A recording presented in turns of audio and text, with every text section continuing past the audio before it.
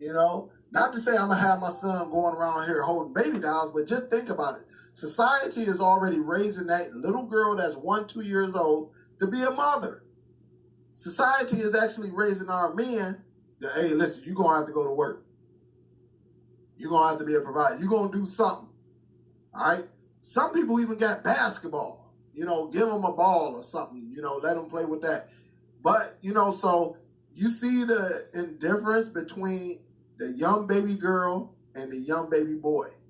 We're not taught to care for no babies. We're not taught. And that's why a lot of guys just don't know. You know, we just don't know. And it's like that sometimes. Absolutely. It's like that sometimes. But just think of that scenario. When you think about it, guys, that little girl is taught to be a mother from the time she's walking. Whether she dragged that baby down. I got my little niece, she used to toss her baby down and then go and pick her up. You okay? Lay down. Go to sleep. Y'all know little Mia used to be over here. Go to sleep. Look, that dog used to be crying big time. Why you do? You know, pee, take the little diaper off, put in a new diaper. That little boy used to be rolling that truck around.